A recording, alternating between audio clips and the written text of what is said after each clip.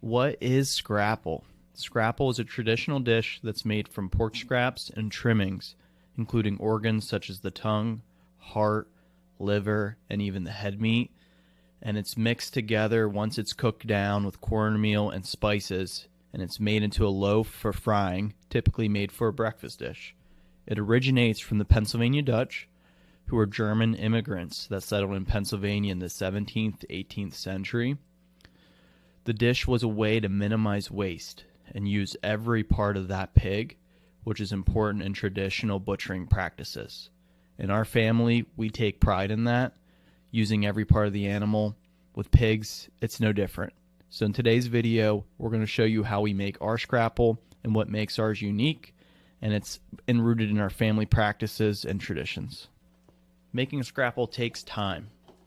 The first phase of making it is cooking the meat off the bones. We have our cauldron that gets filled pretty easy, so we tend to split larger bones down for a better fit in a single pot, along with the organs and the head meat. Make sure to feed the fire. It takes a few hours to cook the meat to where it falls right off the bone. That's when you know you're ready to move on to the next phase. Next, you're going to want to separate the bones from the meat and the broth. In our practice, we use a strainer with clean 5-gallon buckets. You'll want to clean the cauldron completely to avoid any small bones that could be at the bottom. And with a nice workbench, you want to remove the meat from the bones and then discard the bones. Alright, now you can hit it. We also have plenty of scrap buckets for those. There's the tip of the deck. With the meat off the bones and with the organs, the next phase is grinding. You want to grind the meat and then add that back to the broth mixture, and you want to work that to a boil. When the mixture starts to boil, that's when the real work starts. You'll want to start adding your cornmeal mixture and seasonings and then gradually stir. You don't want it to burn to the bottom. It'll ruin your whole mixture, and you want your seasonings to be evenly mixed. The liquid mixture will then start to solidify as the cornmeal is added as the thickening agent.